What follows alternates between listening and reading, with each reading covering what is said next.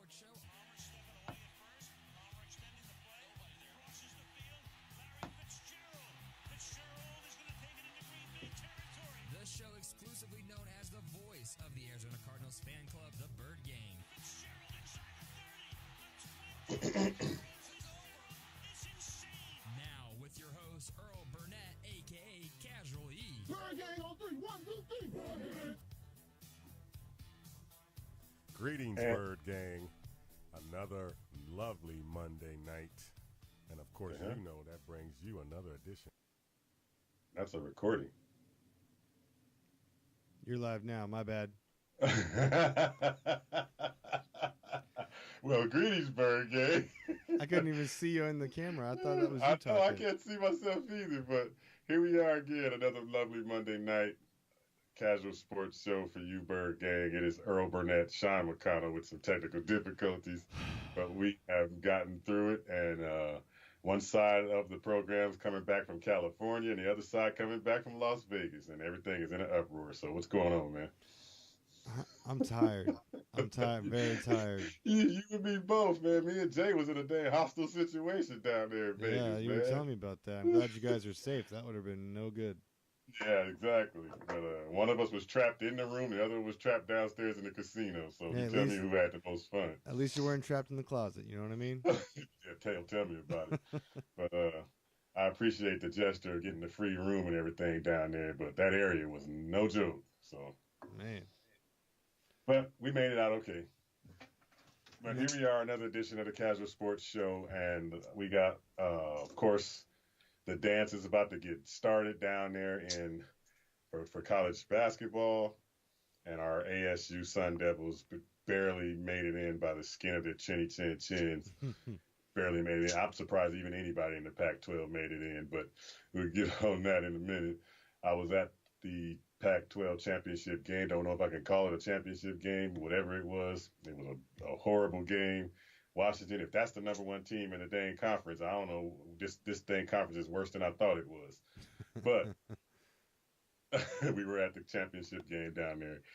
And, of course, you saw that on Facebook Live if you follow us. But tonight we got showed for, of course, college basketball, the tournament we're going to talk about. We're going to talk a little bit more about the situation of the Cardinals and the number one pick and Suns basketball. So that's what's on tap tonight. And we're going to take a quick break, and we'll get right back to that Bird Game, so stick around. Kazual Sportz Show, KSRN, Kazual Sports Radio Network.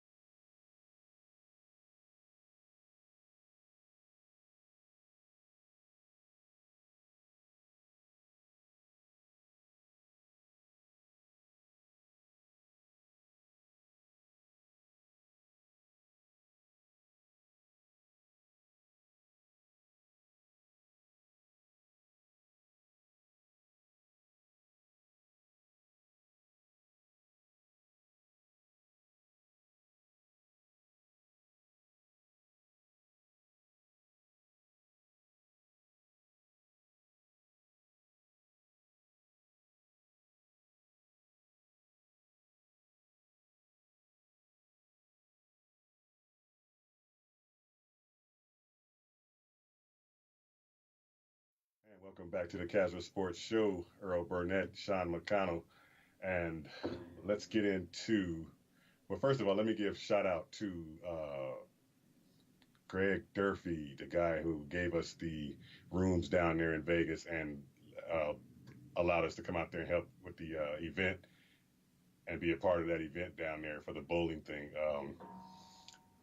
Was a pretty good event. A lot of people showed up for supporting the children's cancer.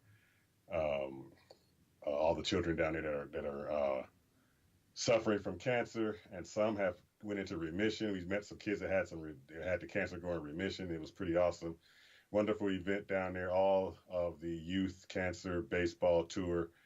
They are going down to every baseball park to bring these families, the kids and their families, to see baseball games. throughout the whole year, and they're trying to get to every last park. They've gotten to 16, I believe, right now, and they're trying to get to all of the parks. So pretty awesome deal. They had a bowling event that went down at the New Orleans hotel. So shout out to Greg Durfee again, once again, and shout out to my man Jay Adams, of course, and Ed Smith from Easy Sports Talk for allowing Casual Sports and KSRN to attend. All right, so on hand let's talk about what do you want to start with, man? You pretty much running this thing. Where are we starting at? Well, let's start with let's go Cardinals, as we always do with the Casual Sports Show. It's definitely football first. So let's go there. I'm looking at this tweet here from Evan Silva, and this is pretty interesting to me. The edge is still the deepest position in what's left in free agency. I'm going to list out a couple names. Now, this is a list of like 12 names. I'll list out a couple names. Justin Houston, who's 30. Ziggy Ansah, 29. Nick Perry, 29. Shane Ray, 25. Clay Matthews, 32. Adrian Claiborne. And the list goes on. Do you think the Cardinals are going to make a move and pick up one of these pass rushers? Houston? Why is Houston available? That's what it says. Kansas City let him go? He might have been a free agent. Free agent? Oh, okay. And he hasn't signed with anybody yet? Not yet. Wow. Okay. I would love to have Houston. Okay, you think that's going to happen with the cap though? Yeah, I haven't looked the cap up in a while. So of course, you want to look at that list and just find out who's going to be the cheapest guy, and that's going to be your Steve Keim signing. Trust me, because that's what they're going to do. They're going to sign the cheapest guy. So which one do you think out of that list is the cheapest guy? Well, looking at this list, there's the very own Cardinal Benson Mayoa that you could bring back.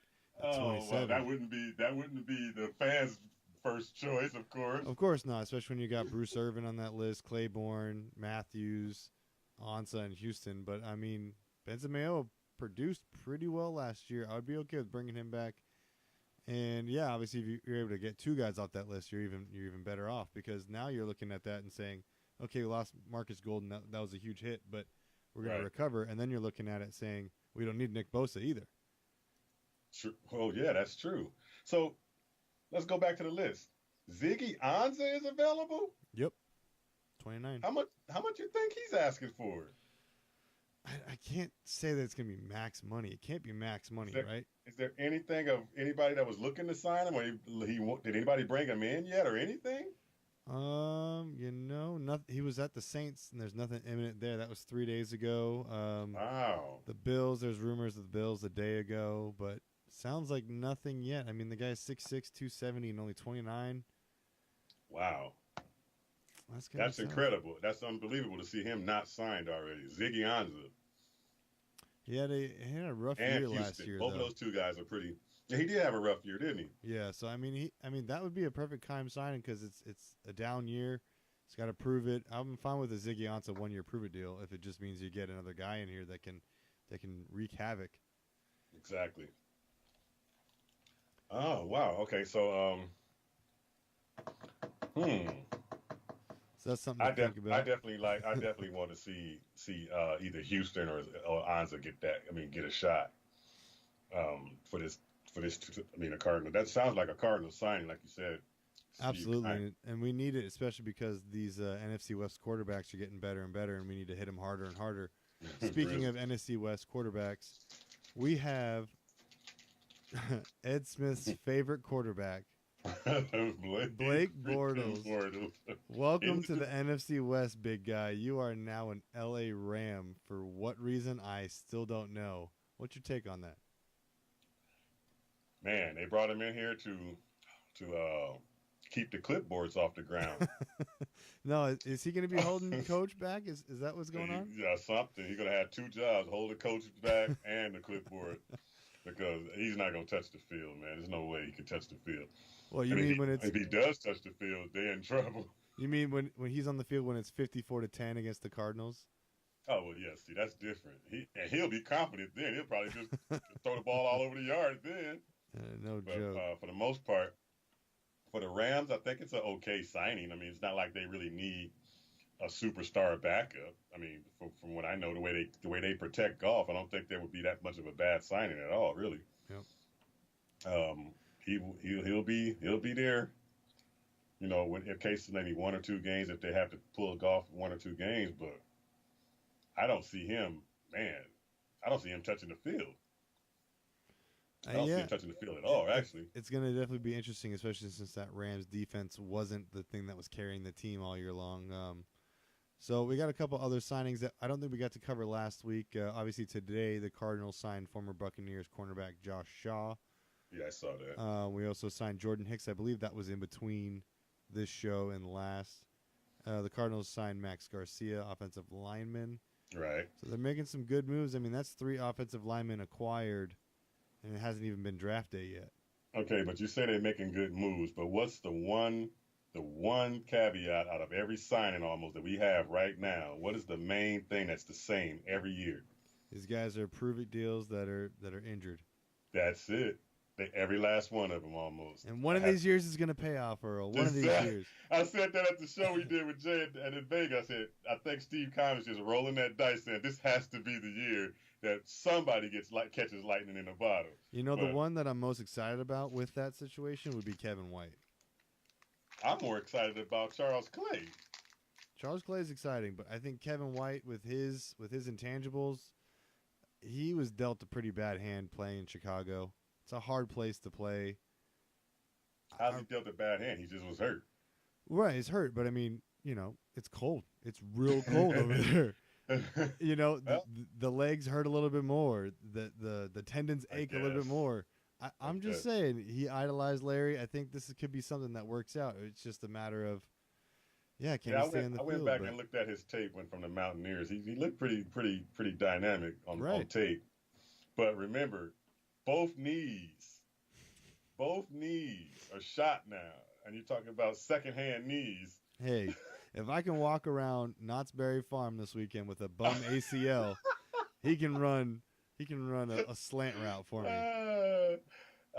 Now that makes us have 2 big guys, 2 slow big guys. Where's the speed at? Yeah, we guess got that's Christian Kirk inside. Yep. You know your boy JJ's gone now. My boy? What are you talking about, my boy? No. Nope. All so right. out of all the signings, you think that White is the best signing we made? Not the best. No, I think it's the most intriguing. I think it's got the most upside because you look at Terrell Suggs. I mean, you're not really sure what you're going to get from him at this stage in his career. It's a good signing, and some of the offensive line moves they're good deals. I think they help us. I don't think anyone can question that, but I really think Kevin White's the most intriguing because of the potential that he brings. I mean, he's still young. He's got a lot to prove. I think there's a lot going for him that could really help this Cardinal team out. Okay. What do you think as far as a splash move? Did we have a splash move? I mean, because if you look at it, I was telling Jay this. I said, look at the Cleveland Browns. They were 0-16 one year, 1-15 the next year. And it's like, okay, we got to do a splash. We got to make a big change because we're not winning again. They have to make a splash move to bring them out. And look what they've done. But Jarvis Landry was the big splash that started move. The wave, right? Right. And now it's going down. It's just rolling uphill from there. Why haven't we done that? We were 3-13. It's time for us to make a big move to bring somebody in here that's going to be here a little long term and be a splash move to help this team go forward. Have we made a splash move? I don't think we've made. I mean, the Jordan Hicks move was a good move. I think it raised some eyebrows. I don't think it was a splash move by that radar because obviously you're looking at guys now like Odell Beckham and Antonio Brown are being moved. Right. I think ruling out trades because it's so hard to predict a trade. Right. The picking up maybe Justin Houston off the edge would be a big splash. And you're doubling down on knowing that your defense is pretty stacked. What you need to get the best guys that you can and pick them up. And right now this is a pretty big market where you can kind of make some moves. But as far as a splash goes, the biggest splash I think the Cardinals fans are wanting to see is what the value is for that number 1 pick. Exactly. And I think that's really where the bread's going to get buttered. The reason why I want us to have a splash move is because you look at our division, everybody in that division is making splash moves except the Cardinals. Mm-hmm. I mean, look at the 49ers. I mean, we have to deal with that team again. I mean, every year. I'm just saying they're getting better and better and better, making moves that are just like, wow, look at that. And the Rams, of course, have already done that over the course of the last few years, bringing in big, high-profile guys. Right. And look at where it's gotten them. That's and right. so here we are sitting back just penny pitching. And what I don't understand is we penny pitching, but we have cap space. Why are we still penny pitching? Well, there's always the chance of the year after that free agency. Maybe they're trying to do it slower. Because I don't think you're going to get enough value trading Rosen. I don't think that's your splash move. I would say trading the first round pick down and getting 2 to 3 to 4 picks, however big that boatload's going to be, and you parlay that into getting young talent that is cheap and using your cap space to sign the best free agents the year after. So if we're looking into it, we're looking at, what is that, 2020? Right. So 2020 free agents.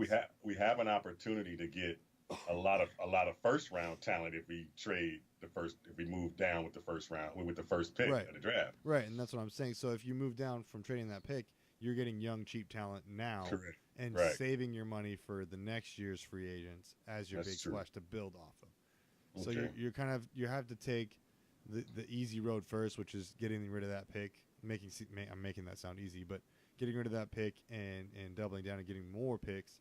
That way you're loading up on young, cheap talent, and then you get to spend the year after. Wow. Okay, what's today's date? Today's date is the 18th of March. 18th. Okay, I'm trying to find the up-to-date cap info on the Cardinals. Right now I see us at 22 million in dead money from Jermaine Gresham, Sam Bradford, Mike Iupati, Mike Glennon, Antoine Bethea, Andre Smith, Josh Bynes, Bryce Butler, Will Holden, Christian Campbell, and Evan Bain, all right now bringing us to 22 mil in dead money. It's a lot of dead money, but it's a lot of money that had to be shed. I mean, if you're looking at it the way it was constructed. Give me a position. What do you want to look at for next year, free agency wise? Free agency wise, as far as who would you try, or do you just want me to start throwing some names at you? Are we talking next year free agency? Yeah, 2020. 2020. All right, yeah. Is it any offensive linemen on the list? Ooh, okay, that was a good one. Offensive lineman, let's see. Guard, Ron Leary from Denver. Center, Rodney Hudson. Man, Denver losing everybody. Didn't we just take one of their players already? Marshall Yonda, he's 35. He's probably on the way out. Mike Pouncey. He just re-signed. I think that's not accurate, that one. Max Unger. There's some good. There's a lot of centers, it looks like. All right, but how about this? Because there's some interesting names here. Big one on that name, Von Miller. AJ Green. But that's what I'm saying. We're not going to sign nobody like that. Robert Quinn. Oh, my gosh. Marcel Darius. Dante Fowler Jr. Oh, wonderful Andrew Whitworth. names. Andrew Whitworth will be a free agent, but he's 38. My goodness. Damn. Okay, all those are just dynamic names, man. But now you got to go maybe 10 to 15 spots down and then start the Cardinals next tier. From there. All right, so Derek Wolfe, Denver, defensive end. Exactly. See, these are our signings. These are the ones that we want to be looking at. Chris Harris, cornerback. Oh, wow. He's that far down the list? Yeah, a little bit. Wow. This is based right now. This is sorted based on their money. Okay. Kyle Rudolph is on that list as well. Jordy Nelson's on that list. He's available still now. Yeah. So this isn't currently up to date because pending all these transactions. Because Terrell Suggs is still showing up in here. I think. Well, no, because it's a 1-year deal. No, you're good. So do you think we need another veteran receiver like a Jordy Nelson maybe today? I mean, this well, it's 2020. Will Larry be here or not? See what I mean? Good question. So that's a good question. I think he will. I don't know why. I just think that this thing that he's doing this year is a fill-out year to see how it's going to go. And if it's starting to go in the right direction to the point where they're starting to go on the uptrend and they're starting to, look like a competing team, I think he'll jump back in there one more year. So I really think he'll be here in 2020. That's fair. That's just my opinion. I keep seeing tight ends. Eric Ebron's on that list as well. That would be a really interesting one. Right. Alan Hearns from Dallas. Amari Yeah. Cooper, that was a re-sign. So I just don't see us signing the big names. I'm sorry. I haven't seen it I yet. don't blame you. I don't blame you at all. I haven't seen it yet, and I want to see it. And I mean, especially when you look at our cap space, I'm trying to find where our cap space. I know we had somewhere in the range in the start about 71 to deal with. I mean, after you take away, of course, the draft picks are going to be coming this year. That's probably about $5 million there somewhere. Well, a little bit more than that if we the number one pick. Yeah, we have the number one pick. So we have the eighth. We have the eighth ranked cap space, and that would say active is 152 million. Dead money is 16 and change. Top 51 cap. What's the date on that one? Because that's like we got 22 dead cap right now. It says real time look. Oh. This is from Spotrac. Spotrac.com. Okay. I always pronounce that wrong. There's like 6 million in adjustments. The cap space right now is 25.9. Okay, it's 25.9. We still sitting on. Why can't we bring somebody in here? I mean, right now we got. What are you trying to do? 1 year, multi-year? What are you looking at? Yeah, I mean, a multi-year for somebody. I mean, why not? Especially offensive lineman, which is not really out there. I know because it was only the main guy already got taken. I get that, but yeah, if we didn't get the offensive lineman. And we bolstered the defense up a little bit with all these 1 year signings and all these older guys that are whatever. Why not go get the high profile receiver? Why not go get somebody that can play opposite, of course, Fitzgerald and Kirk and help this offense on the offensive end for the receivers? See, that's the problem that I find is that a lot of these guys are gone. They're gone already. I think the moment had passed. I mean, you're looking at. I mean, why not kick the tires on a Jordy Nelson? Why not? I mean, what's the worst that can happen? You give him a 1 year deal, bring him into camp, see what happens. Yeah. But we don't do that type of stuff, man. We just if it's a big name, no, they can't come here. We just we need everybody's trash that they throw out, and we just go out there and try to put them on crutches and rebuild them bigger, stronger, and faster. Yeah, we put $6 million into everybody. There's a couple of wide receivers that are still available right now. If you're looking at wide receiver, you got Demaryius Thomas, who a lot of people argue was made by Peyton Manning and nobody else. He was. Randall Cobb. You got Pierre Garçon as well. Jordy Nelson, obviously. Michael Crabtree. Jermaine Kearse. Let's see. Chris Hogan is out there. That's about it. There's not a lot on the wide receiver market. I mean, obviously you got like the Martavis Bryants of the world that are just hoping to get a second chance. But there's not a lot in that market, which makes me feel more and more confident that they're going wide receiver in the first or second round if they can. But then those guys would be cheap anyway, so it would not hurt to bring them in a camp and see how they play out. No, probably not. And you'll look to see one of them get in there. One preseason game under their belt. Maybe they show out. You know, something like a Demaryius Thomas that can hook up, get a good rapport with Josh, get a good rapport in the offense, and just may catch on to something. You never know, but we won't know unless we kick the tires on a Jordy Nelson or a Demaryius Thomas or a you say who else? Chris Hogan, anybody. Yeah. But I hope they're holding out. My hope, of course, is the receiver if they're holding out in the draft to pick up, who I'm talking about. But I don't know if that's going to happen. Yeah. But if you don't get in the kill, some good receiver in this draft, you got to get high. We got to get a playmaker that's going to come in, instantly draw attention. Right. Because the more people you have on your team that can draw attention, the more dangerous this offense is going to be. Yeah. And right now, I don't think Fitzgerald's going to be pulling too many double teams anymore. No. And right now, we're definitely trying to front load the offense as much as possible because of the coach, because of the bad performance last year, and because our defense is still able to perform. Granted, they're not on the field for 95% of the game. Exactly. So, yeah, I would definitely like to see that happen in the draft. I don't know that there's going to be any splashy moves to be made now in free agency where it is, but there's still some good players out there that could be signed. It's just, is it the right fit? Is it the type of player we need? The system player that we need? But That's a lot. We're of still sitting at 25 under the cap right now. That's a lot. I mean, there better be a good signing coming from somewhere. I think there has to be something coming.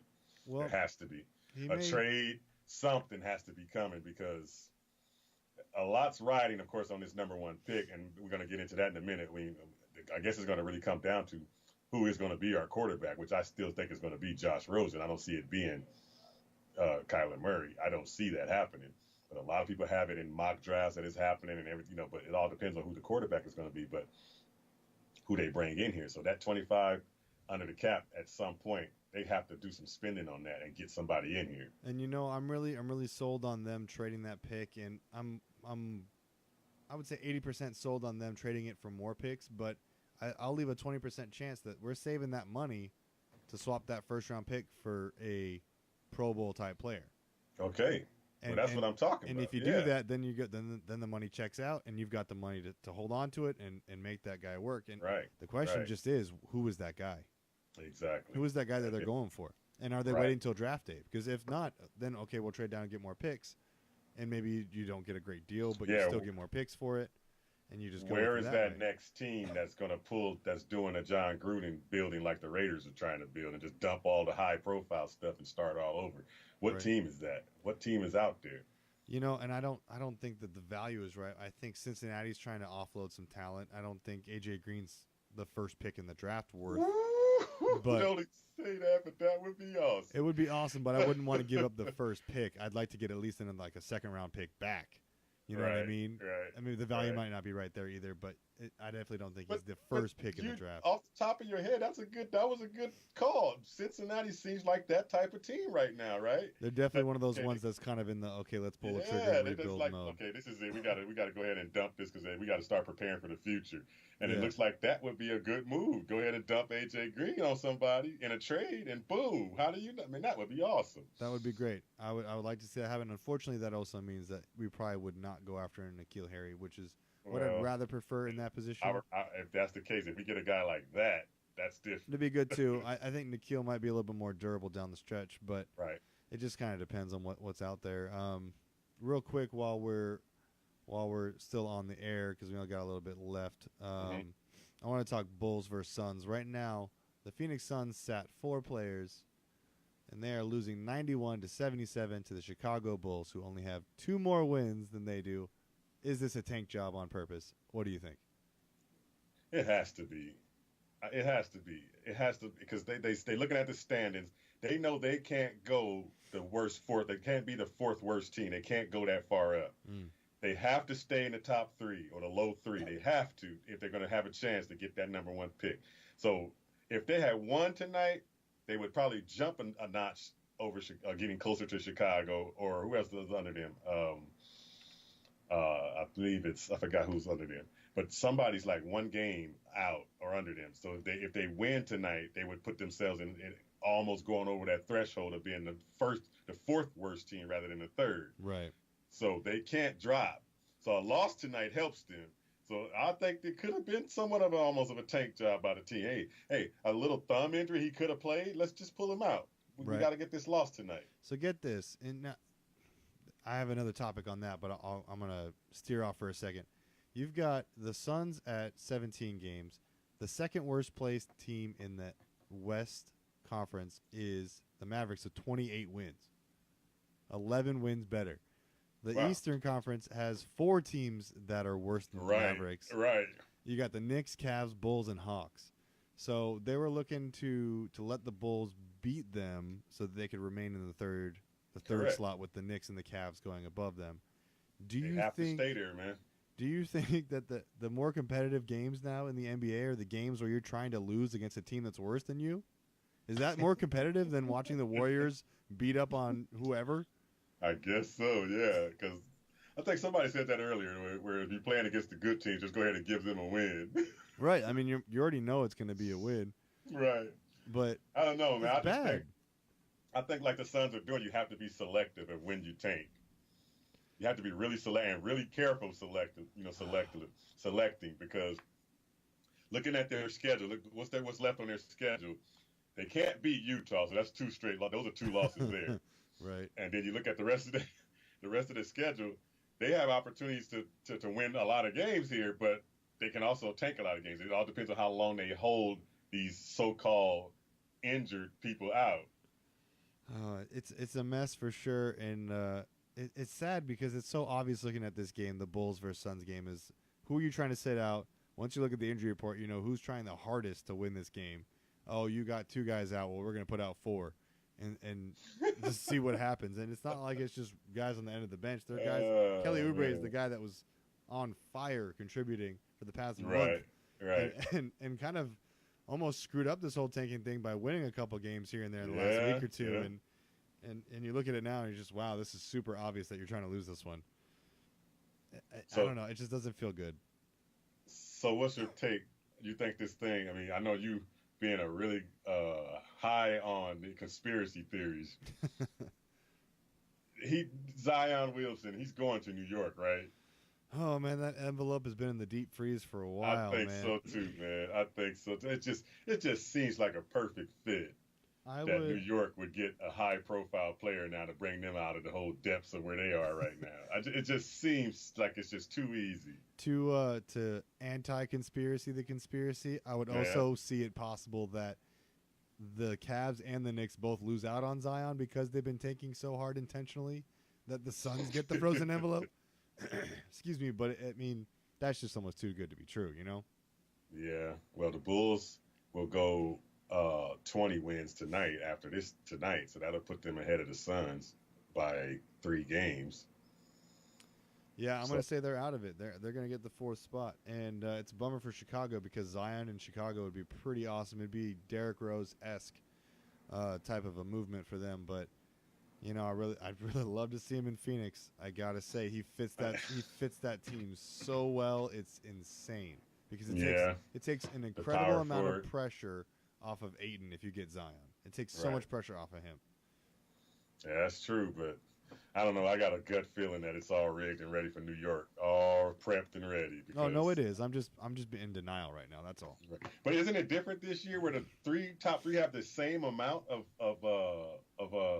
lottery balls? Yeah, that's what they tell you to make you believe it. That's exactly what they tell you, that this year all 3 of the worst teams have the same chance. Although it's not true because the most touted prospect since LeBron is sitting here in this draft waiting to be taken by a big market. And guess who's in the big market? That's the key. You said it right. It's Patrick Ewing all over again. That's why it's going to be New York. Because history does repeat itself, Adam Silver or not. Oh, my goodness, man. If that happens, man, that's going to just be too... It's too easy. That's like, okay, come on now. Y'all really expect us to believe that just happened? Come on now.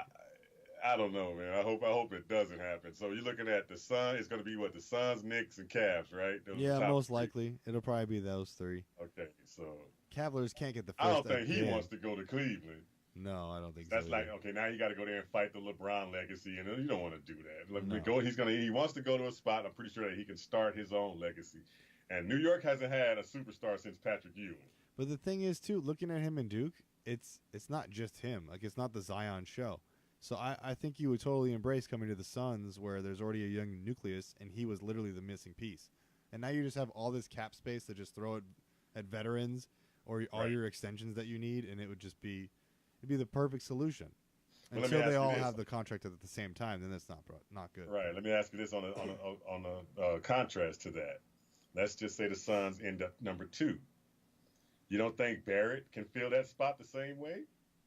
I think he's a little different, but I'd still be okay with Barrett. I mean, It's not like you can trade up one spot to get Zion with that team because they're not going to give it up. No, they're not giving it up. No, I would be fine with Barrett too, but I mean, Zion just athletically, from the way he can push the floor, I just like it so much better. I don't know. I think Barrett would be a better NBA player. He might. He might. But I'm not looking for an all-around guy. I'm looking for a role player. Yeah, that's true. And Zion's going to slash and crash, man. Yeah, and he's going to fill the seats. He's going to put the butts in the seats for sure. Absolutely. Oh, man. I think for the Suns' sake that if they don't get the number 1, they have to go ahead and deal that number 2 or 3 pick and just put it together with something and get some good veterans in there. Maybe. So I mean, we don't have room to bring another young guy and try to establish this young guy, get him all 2-3 years to groom him, getting ready. A guy like you said, Zion can come right in right away and make an impact right away. Right. What position is Barrett anyways? He power forward as well, or is he shooting forward? I want to say center? he was a small forward, but let's see. I'm fighting a sneeze right now. Yeah. 6'7".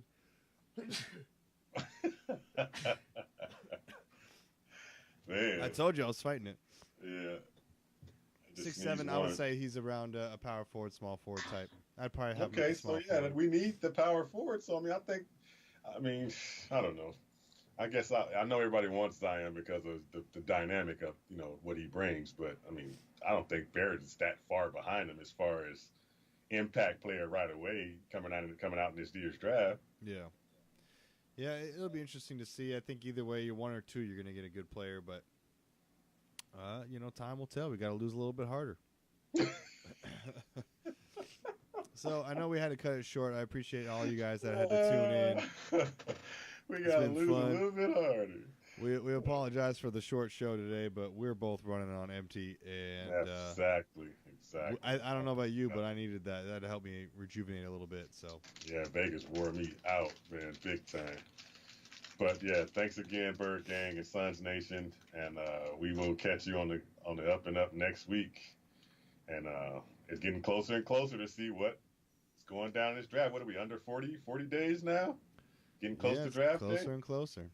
Yeah, so it's going to be getting pretty hyped up to see what's going on. And all these teams are making moves, and we see Miami make a move for Ryan Fitzpatrick, and we thinking that it's something dealing with Josh Rosen getting dealt, and everybody thinks it's going to be this and this. Hear this, Bird Gang. We are not moving Josh Rosen, and we're not taking Kyler Murray. Nope. Y'all heard that from me. And me.